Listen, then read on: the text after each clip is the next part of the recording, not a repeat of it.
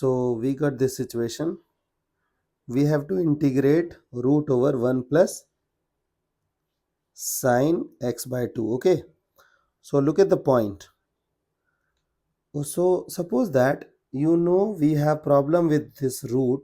So what I'll suggest you guys, just break down this one. You know that I can break down this one as sine square something plus cos square something.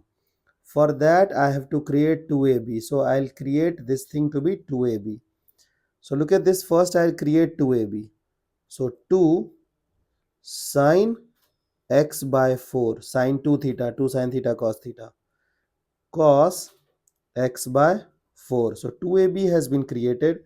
Now sine square x by 4, correct, plus cos square x by 4.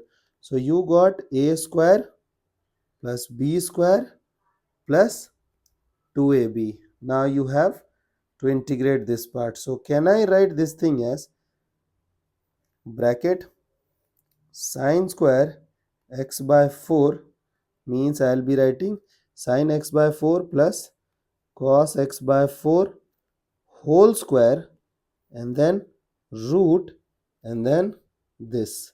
So you know that this square and root will be neutralized, and we will be left with sine x by 4 plus cos x by 4 dx.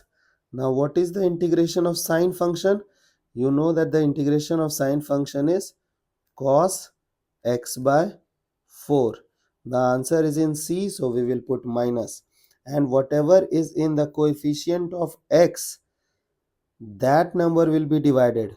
So it is, so cos x by 4 will be divided by 1 by 4, so this thing will become 4. Now cos will become sine x by 4, then divided by 1 by 4, it will become this, plus, okay, with integration constant c. So the integration of given integrand is this. I hope the idea is clear. Okay.